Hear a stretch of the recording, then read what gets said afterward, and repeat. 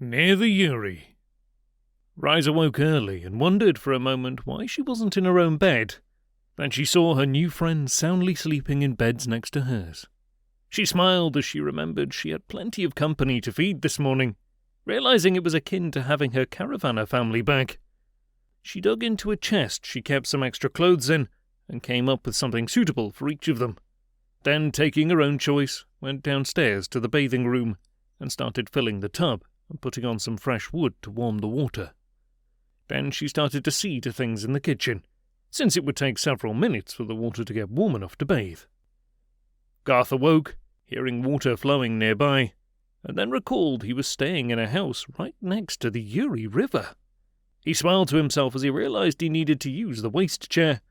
Whatever it was they were drinking last night was easy on his body, since he didn't have the headache or nausea he would have had with his own home brew. He eased away from Marin, shoving the blanket he'd been wrapped up in against his back, so he wouldn't wake right away. It was still early light, and the birds were just starting their morning songs. He saw the fireplace embers were banked, but still radiating their residual heat. He walked into the kitchen, noting the oven was going with fresh wood, but he thought there was dough rising in a large bowl on a table next to the oven. Curious, he peered into the bathing room, and saw Ryes immersed in a tub of warm water, quietly humming to herself with her eyes closed in pleasure. "Good morning," he said in a low voice as he stepped into the room. "I was just going to use your waste chair. Do you mind if I take a bath too?" he asked. Her eyes flew open and focused on him in surprise. "No, I don't mind," she replied with a smile alighting upon her lips. Garth disappeared for a few moments. Then she heard the flush, and he returned and finished stripping down, piling his clothes atop a basket near the curtain with his back to her. He pulled the curtain closed with a grin, turned, and stepped over to the tub. She looked surprised as she saw he meant to bathe with her. She blushed and appeared flustered, but seemed to steal her courage. He grinned mischievously. Good. She wasn't going to retract her offer, as he feared. He thought this was a good test to start things off with for them both. He saw she saw his arousal, and she averted her eyes from his body as she moved over to make room for him next to her, blushing furiously. There was plenty of room for them both here. He revelled in the warm water as he climbed in, then wrapped his arms about her, holding her against his body. She was tense, but then finally relaxed after a few moments, and looked up to him, smiling. "I've wanted you in my life forever," he admitted in a husky whisper, realizing they were both trembling. "I used to wonder why you liked to try to follow me at times. I remember telling Tara about it, and she laughed and told me you would never harm me. But I had no way of knowing for sure. So I became one with the forest to get away." "So you became a better huntress because of me?" He huffed out a laugh as she nodded. "I was only trying to get a chance to talk with you alone, to get to know you better," he assured her with a grin, holding her close. He could feel her heart beat faster. "I know. I think I've known for a long time, but never really believed it until now," she replied breathlessly, as she looked into his eyes. He smiled as he bent down to kiss her and teased her until he got her to relax fully.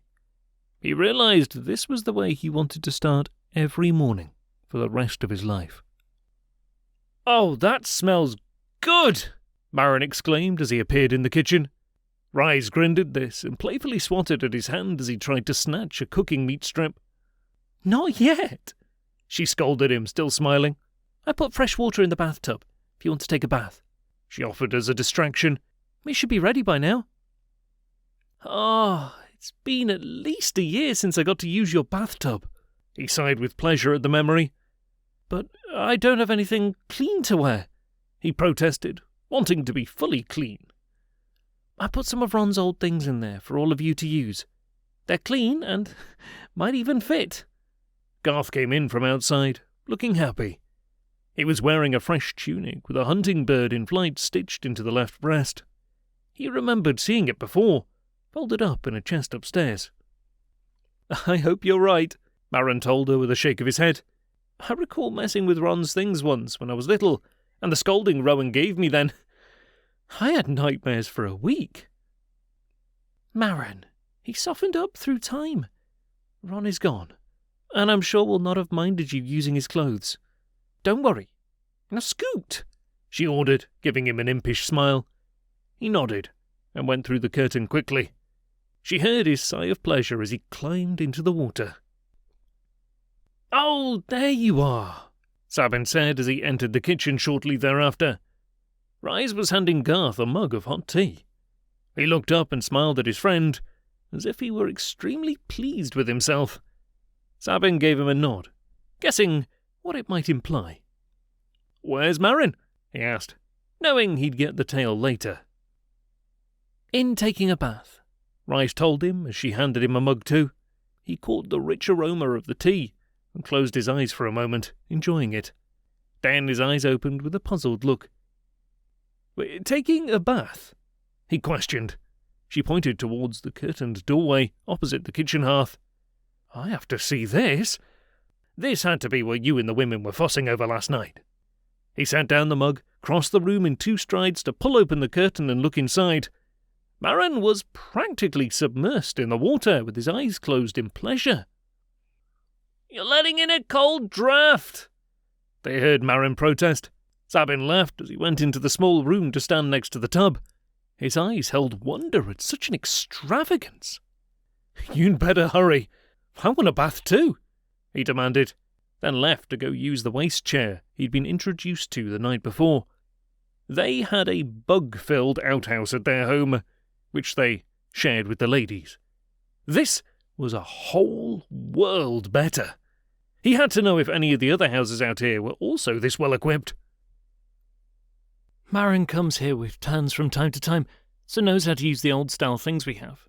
Aunt Tans doesn't like me much, so I never stick around when they're visiting. That's why I'm only starting to get to know him now, she explained to Garth as they sat at the kitchen table. Why doesn't she like you? He asked, puzzled.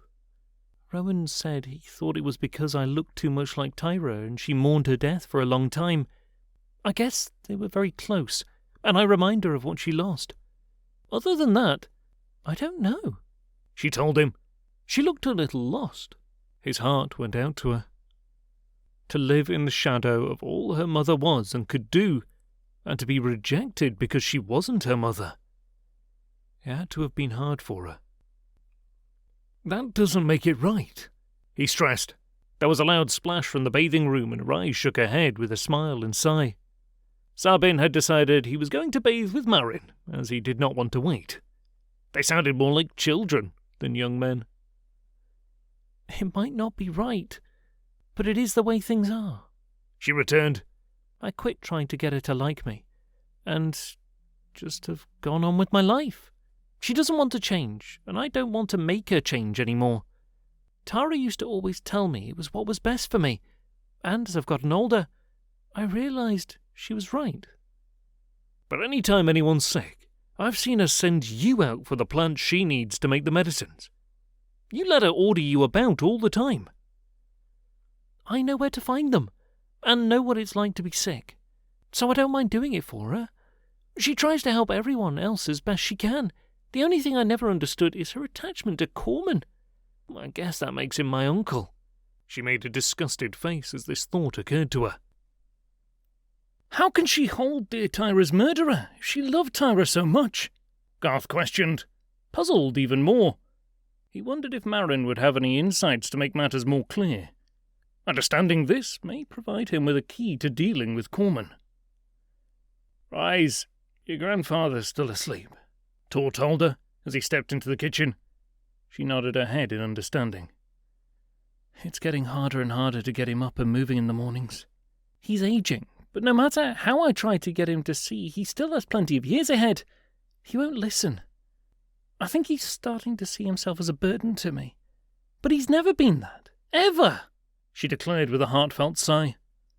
He only needs new challenges to find the drive again, Garth told her with a gentle nudge. She looked up at him, meeting his eyes. Like new cubs to take care of? She queried with a blush. He nodded his head with a big smile, as he winked at her in agreement. "That might do," Tor agreed with a surprised smile. Garth appeared to have finally managed to get past her shyness. They both looked too happy this morning, and they were sitting close together and very relaxed. Ryes glanced up at him and gave her head a small shake as she laughed. "Is nothing around here sacred?" she questioned, teasing them both. "No, nothing," Garth assured her, laughing too.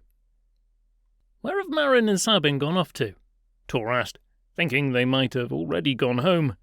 Still, it smelled too wonderful in here with all the baking and food preparation, so knew they wouldn't have gone far. "In taking a bath," Ryes informed him, indicating the curtained doorway across the room. "A bath?" he asked, astonished. "Why not? It feels great," Garth stated merrily. This was all Tor needed as he turned and strode quickly for the indicated doorway. "I don't know if 3 of them will fit," Ryes commented with a chuckle and a shake of her head. "Let them settle it," Garth said as he put his arm about her. She started to pull away, then relaxed against him with a sigh as they snuggled together. "This is going to take a lot of getting used to," she warned him. "For both of us, I think," he assured her, feeling ever so content in this moment as he nuzzled her ear in affection. Rowan watched them for a few moments from the doorway, trying not to be seen. He slowly backed away with a quiet sigh. His plan had worked far better than he ever dreamed. He had seen him draw her out last night, and his heart had been filled with hope. The only surprise was Garth dressed in one of Ron's old tunics. It called to mind seeing Ron and Tyra together so long ago. He realized it was time to let his son's ghost go. It was only right for Ryes to use her father's things as she felt best. Maybe he could now find the courage to let a few other ghosts go on to their final rest. He hoped so. He retreated to his room to give them a little time together.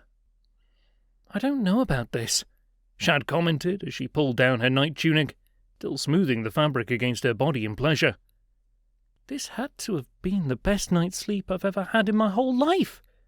Can you imagine sleeping in a bed like this every night?" Ardis scrunched up her nose and then tossed her pillow at her friend's head. Shad ducked and laughed. "It was my best too," she admitted. "I don't recall ever sleeping in this late before, and the mouth-watering odours from below are like a dream in their own right. Still," she started, but couldn't finish her sentence. She bent down to finish making the bed, determined to make hers as neatly as Ryes had made the bed she'd slept in last night. How had she done it all with them sleeping in the same room? "Are you sure it's not just jealousy? After all, Garth's never been interested in you. He treats us both like sisters. No different from the way he treats Mitt." Ardis stopped to glare at her, but Shad met her glare with the truth in her steady gaze. "I thought we were looking for a good new friend, and I think we found one in Ryes. Let the fantasy of him go and give her a chance," she suggested, trying to get her to see reason. "I don't know if I can. It's like I can't help myself," Ardis admitted. Shad laughed lightly at this, stepping close to her friend, putting her hands upon her shoulders. Then she brushed some of Ardis's curling dark hair away from her face. "You're so pretty. You could have just about any man in Matlow you wanted. He's the one who will lose out. Let him go. Ryes has a lot to offer us if we have the courage to accept her friendship," she pressed, gripping Ardis's shoulder. She finally relaxed, closing her eyes as she sighed and nodded, trying to recenter herself and find sanity. She opened them a few moments later, a smile blossoming upon her lips once again. Maybe Tor, Kovan, or Sabin would be better choices," she teased in return, pulling away as she laughed. "Hey, watch it. I'm after Tor myself," she returned as she laughed merrily. "Let's go see about a bath first, and then some breakfast," Shad suggested. Ardis scooped up the clothes Ryes left for her atop the chest at the foot of the bed she used.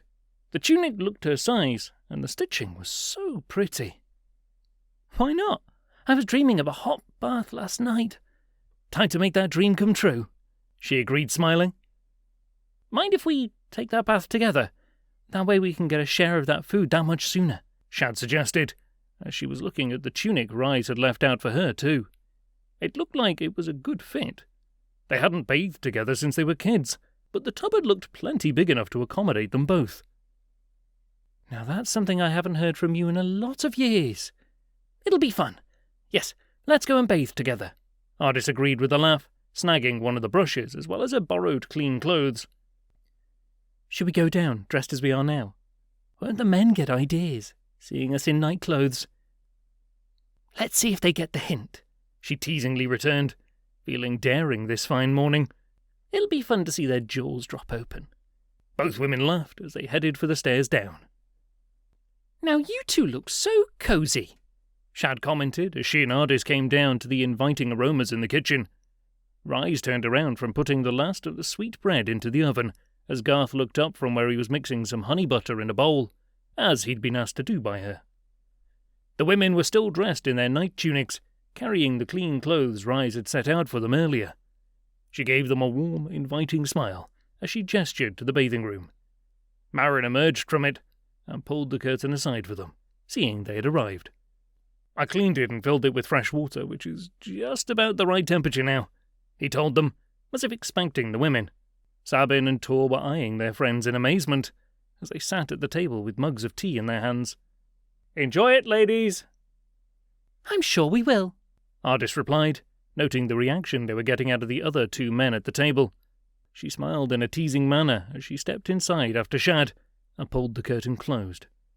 Marin shrugged and went over to the wash sink, starting to fill it up so he could get started on washing the dirty clothes.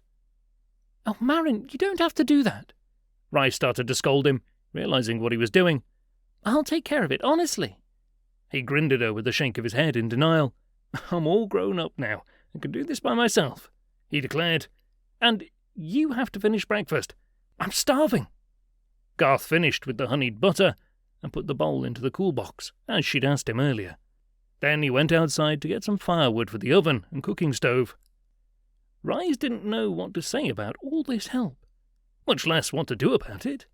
She kept having to cross the kitchen back and forth as she forgot things she needed as she was finishing her preparations. Tor gave Sabin a nudge and smile as they watched her trying to ignore them. "This is tea," Sabin declared as he finally put down his mug, feeling very satisfied. Tor chuckled and agreed. "Are you sure you don't need us helping you?" Tor asked Ryes. She stopped and shook her head. "Even if I could find something for you to do, there's simply no room, Tor. But thank you for the offer," she replied with a chuckle. She surveyed the room again, trying to see what needed to be done next. So she grabbed a large pot and went over to the sink to fill it. Next, she took it over to the stove and put it on to let it heat up. After a while, the women emerged from the bathing room as the water was boiling, looking refreshed and practically glowing. "That was amazing," Shad stated as she crossed the room. She threw her arms about Ryes, giving her a hug in gratitude. "Thank you." "And you get to take a bath like that every day?" she asked as she pulled away. "Pretty much," she replied with a light laugh and a merry smile in her eyes. "Did you like the soaps? I made them myself." "Oh, they're much better than the ones we have," Ardis said, grinning as she took a mug of tea Sabin was handing her. "You're going to have to show us how to make them." "Why don't you make them and sell them to the rest of the village? You could make some real money pretty quick, as I'm sure everyone would love them," Shad asked. Ryes offered her a mug of tea as she shook her head and laughed. "That might be. But when would I get time to hunt if I have to mind a shop? I make my soaps in the winter when the caravanners are making theirs. But we'll set aside a few days to do it, so I can teach you how, if you wish to do that for yourself," she offered, smiling. Shad's eyes glittered with plans in the making. "Good morning," Rowan happily greeted them as he stepped into the kitchen. "I hope everyone slept well." "Very comfortably, Elder Rowan," Sabin assured him with a small bow of his head. "Are the rest of the houses out here this well equipped?" he asked, curious. "Bathing rooms and waste chairs, soft beds and amazing kitchens, all with running water. It would make living out here more than worth it all." "There are about 28 or so homes which the caravanners use and have sealed up until their return this winter," Rowan replied. "But the rest of the houses do have plumbing and other comforts. They only need to be cleaned and some repairs done to make them usable again. Tor and Sabin's eyes met, looking like their plans were already forming with this news. It might be outside the regular, settled area of the Madlow village, but it was a far better home than the ones they used now. It'd be better if I moved out near you, grandfather, so I can help you too, Marin stated, as he now had their soiled clothes soaking in the sink with some of the soap shavings he recalled Rowan using once, a couple of years ago. Sorry about this. I'm washing my own clothes, so I can change right away, he added in apology as he tugged on the fabric of Ron's tunic. Rowan chuckled at this with a shake of his head. Marin, you can keep those clothes. I'm sure you're wearing them as an honour to your uncle's memory. Garth emerged from the bathing room and smiled at this statement. He gave Rowan a nod of his head in agreement. Your bath's ready, he informed him. This surprised the old man, so he gave him a small bow in thanks. I should hurry then, so we can all eat breakfast. Thank you, he replied, meaning it, as he met Garth's eyes. Garth stepped aside, letting him into the room, then letting the curtain drop again. He saw the surprised expression upon Marin's face as he stood in the middle of the room. What's the matter, Marin? He asked. Ryes looked over as she put down her pot of cooked grains on the work table. She frowned, appearing to wonder. He's letting me keep this? Marin finally spoke up, finding his voice. Why not? Ryes questioned. Ron's well past being able to use it, she scolded. And the blue looks very good on you too. He turned at her compliment, a happy smile on his face. He stepped over, grabbed her hands and spun her around in a circle, in a happy dance. Amazed, Ryes laughed with him joyfully. It reminded her of Winterfest Day, and as if they were dancing around a Winterfest tree. He didn't yell at me, he declared, finally letting her go amid the laughter sounding from the table. Of course not, she replied with warmth in her eyes. Do you really mean to move all the way out here? Would your mother let you? She asked, looking hopeful. I moved out last year, he told her with a smile. She has no say about where I choose to live, and as long as I provide her with food, what could she complain about? Ryes nodded her head in agreement, smiling as she returned to her last few tasks. The colour looks good on you too, Marin, Shad told him as he returned to the table, still grinning happily. He gave her a nod of agreement as he picked up his mug, still feeling extremely pleased. Then there was the sound of scratching at the back door. A puzzled look was exchanged among the others in the kitchen. Then Shad's face broke out in a huge smile. What? Tor asked her, frowning. She shook her head, hoarding her suspicion. Ryes started for the door, but Garth beat her to it. He let out a laugh as he swung it open wider.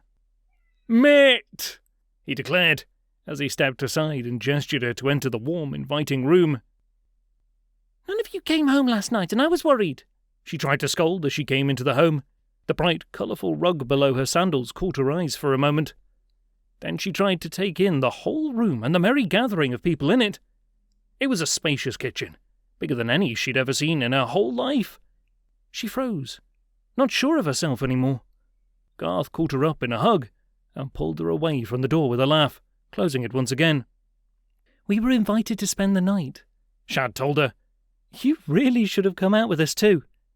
Mitt let go of her brother and nodded her head in agreement. Garth took her spear and put it in the stand next to the door where Ryes was stored. Ryes offered her a mug of tea and gestured towards the table, around which everyone else was sitting. Sit down and make yourself at home. Breakfast is almost ready, she offered, smiling warmly.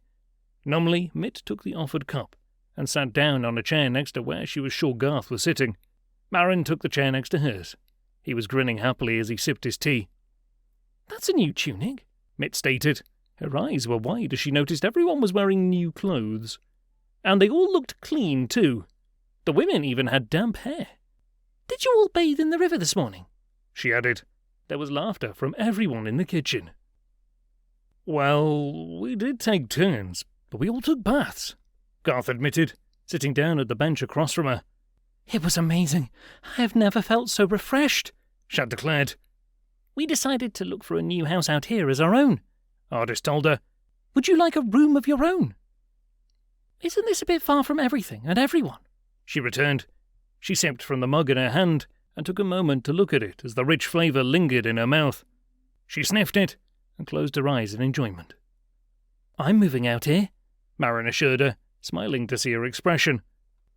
"It'll sure be different having you about the house every day," Ryes confessed as she finished pulling the loaves of bread out of their pans. She reached up for a platter on a shelf overhead, so Marin jumped up and fetched it down for her, realizing what she needed. She laughed at this, speechless, and then hugged him. "He won't be the only one here," Garth reminded her with a grin. Ryes nodded and blushed. He turned back and winked at Mitt. Mitt raised an eyebrow as she struggled with digesting it all. "I'm surprised that none of the young men from the caravan decided to stay with you this year," Sabin pressed, baiting Garth.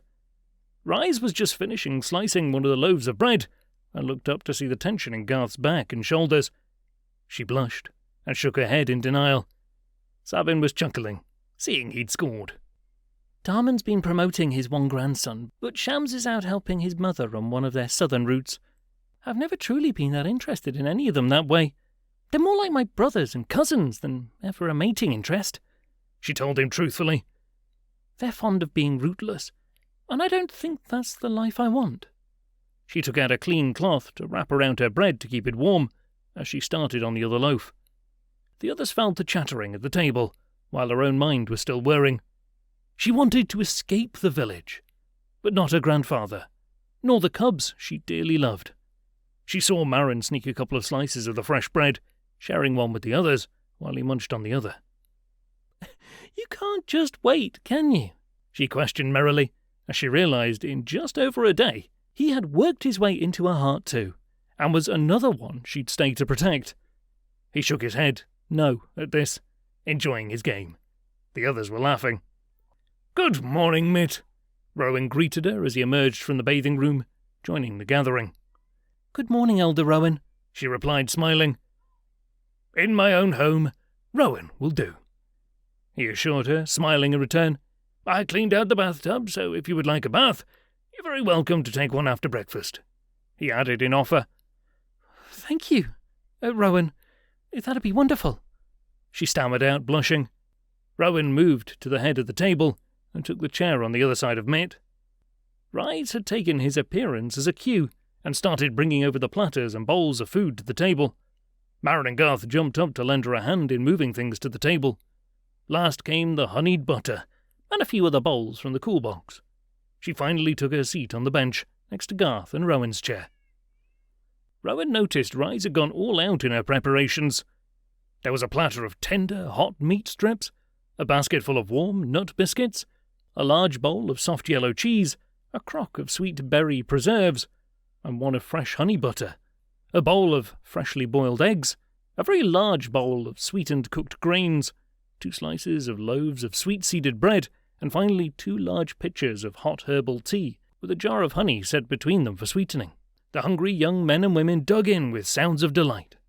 Ryes ate slowly, wondering when their last meal had been. They ate as if famished. Soon all the plates and bowls were cleared to the last crumb. They all relaxed around the table, drinking mugs of tea and appearing sated. "That was delicious," Sabin declared, patting his stomach. Ryes smiled in return, just finishing her last mouthful. It was what the caravanners often told her too. She looked around and saw happy smiles about her, and was pleased. If she closed her eyes, it was as if her dear friends from the caravans were around her. There was laughter and happy chatter and a warm feeling of belonging. She opened her eyes and smiled again, then sighed as she stood up and started collecting the platters and bowls that were emptied out.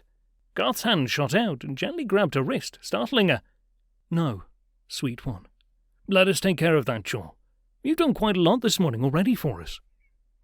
There was a slight emphasis on the sweet one, and she looked at him puzzled. He smiled expansively. "This is our way of repaying your kindness." Tor looked at Garth in rebellion. Sabin nodded his agreement, while Marin laughed and started gathering up the empty plates within his reach. "True, Garth," Sabin agreed, "but the honour of scrubbing goes to you." Garth laughed as he took the dishes from Ryes' hands. She stood with a puzzled frown. Ardis laughed, seeing her uncertainty. "Will I have any dishes left when you're done?" she teased, smiling now. We'll watch and make sure they do a good job, Mitt offered, joining the game. Let me get you some fresh clothes too, Ryes offered, remembering she still had a guest needing a bath. She went into the bathing room to start the water, then off to her chest upstairs to find something for her to wear. She returned and set it up for her, showing her the tunic. Do you like it? She asked, holding it up. Yes. She stood up to take the offered clothing. Come on, let me show you the bathing room. Ryes led her into the room and closed the drape behind them. She emerged a few moments later. I do have a few other things to take care of, Ryes said to the rest, smiling again. She stopped at the laundry sink and gave the clothes a good stir, then added a few more soap flakes and a few more dirty clothes, then went off to check on the other rooms of the house and opening windows and shutters to let in light and air. She noted their guests had been neat and folded and stacked the blankets used from last night. She would air them out later, so put them aside and went to attend to her other chores. She sure is quiet, Tor commented as he returned to the kitchen table, having secured a fresh pot of tea. He sat down once again. Ardis got up and left the room, appearing as if she'd forgotten something. Shad followed. That is mostly my fault for letting her do as she wished for too many years. If any villagers came to visit, she'd take off to the woods. But it's another thing entirely when the caravans arrive in the late fall. She's always right here in the thick of things, wanting to know the latest news of the happenings out in the greater world, Rowan admitted with a hearty sigh. Maybe because the caravanners never passed any judgments against her for things she had no control over, he asked, seeming concerned. How can we help her come to accept us more? If we moved into some of the empty houses out here, she'll have to get used to having villagers around all the time, Marin put in, having finished drying the pots, putting them away. He seemed to know where everything belonged in the kitchen. That might be the only way. If she's forced to live day to day with all of you and your families who come to visit, she'll have to get used to dealing with everyone normally. This truly is a good start, Rowan agreed. Garth, just put that bowl in the cool box. We can use the rest of it later, he directed, pointing. Let me, Marin offered, taking the bowl and putting a flat cover over it, then placed it in the cool box and secured the door again. Sabin and Tor stepped over and pulled the door open to look inside. A cool waft of air blew in their faces. There were shelves within which held fruits, herbs, cloth-wrapped meats, eggs, and other covered bowls and dishes. Marin closed the door again. Garth smiled, having marvelled at it earlier. It's to keep foods cooler so they don't spoil too fast, Rowan explained, coming over to join them. Of course, it doesn't work as well in the summer months as in the winter. Now that's clever, Sabin stated as he looked, still appearing to think on it. He opened it again and found the small pipes which ran inside along the back and sides. He could hear the water gurgling as it flowed through them. With the thick walls to insulate it, the air inside was much cooler than outside. Another marvel, lost in the march of time. He closed it again and secured it. You realise more and more of all the wonders we've left behind us, as we've forgotten how to make or repair so many useful things, Garth commented. Rowan chuckled. And this one was considered to be very primitive, he merrily related. My grandparents' grandparents had ones which used the sun to power it, and it wasn't water-cooled. I remember my grandfather saying how you could keep food for months in the freezer. If people with a mind, a heart, and hands like ours could build these things in the first place, then we can find a way to either do it all again or repair what they left behind, Garth asserted, holding out his hands in emphasis. But where do we find any books or scrolls which they might have written about it all now? Tor asked, wondering. Garth looked them each in the eye, already knowing the answer to his question. In the destroyed city, he told them, sure this was where they needed to begin their quest. Sabin gave him a strange look at this, and he suddenly wondered if he'd had a vision he hadn't shared with him yet. Darman has many contraptions that are supposed to be very old, but I don't think they could date back to then, Rowan said, not seeing the surprise in Garth's eyes. Maybe in one of the bigger cities someone's figured out how to make them already. Garth recalled the toy flyer Ryes had as a child. It drifted upon the winds as the aircraft of the ancients were said to have flown. Who'd made it? And could they make a larger one? He wondered. Korner told me yesterday on my way home what he has planned for me, Ryes told Ardis as they were straightening up the loft room. They sat down on some chairs nearby. The shutters were open and the sunlight came streaming in through the actual glass window panes. You're making a joke? Shad asked, but saw the agony in her green eyes. There were no defences in their emerald depths, just open truthfulness. Now she could understand why Garth had set his heart on her years ago. I can't see Garth getting hurt over this. And other than running off to the horizon, I've no idea what to do. There's no way I'd ever become one of Korner's whores. The vehemence in her voice caught at her own heart. Ardis nodded her agreement too. Have you and Garth already? Shad suddenly prompted, hinting at what she wanted to voice with a crude gesture. Ryes blushed darkly and averted her eyes. She nodded her head in answer. She never saw the spark of fury alight in Ardis's eyes, but Shad did, and elbowed her in the side. Hard. What was it like? She pressed with an eager look in her eyes. Ryes turned to face them again, looking a little uncertain. It was far more than I ever imagined. Most of the caravanner girls our age have been teasing me forever, saying I'm going to die an old, sterile maid. They've been free-making at least a year now. Well, Ardis began, clearing her throat as she shifted closer to her. Free-mating can sometimes catch you early before your season, but it doesn't always work, she admitted. Ryes gave her a nod, glad to hear the news confirmed. Wasn't that how Glyn fathered Car's 2 cubs? She asked, blushing. Ardis and Shad laughed, nodding their heads. And Sealers too, and quite a few others, but it's supposed to be harder with the first one. Korner's getting lazy. He may not bother you. Maybe he only wants to terrorize you into thinking you have no choice. He watches me all the time.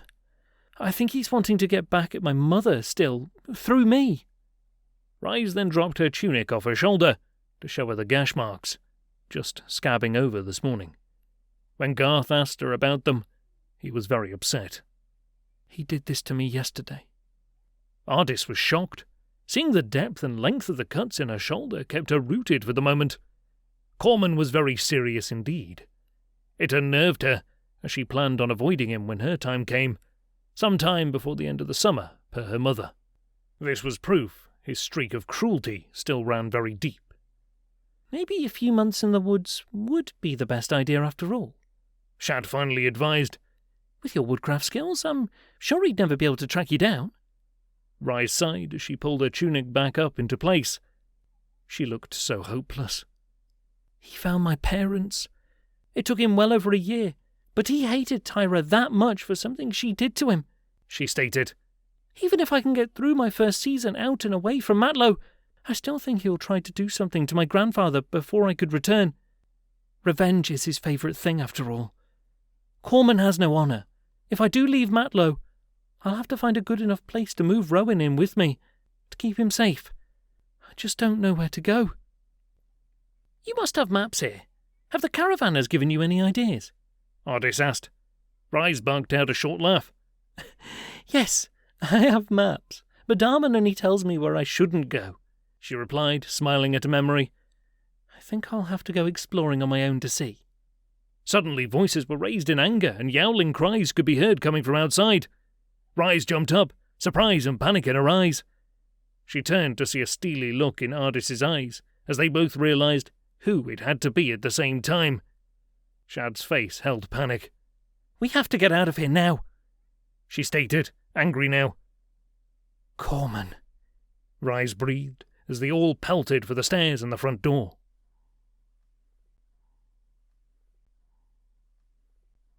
Hey guys, I really hope you enjoyed. Thanks so much for watching. You can check out our website for all the content we produce. Clicking all those YouTube buttons makes it so you see more content from myself and the other amazing creators at Kai's Korner Productions. All donations help us produce more stuff like that for you. See you guys in the next one. Peace.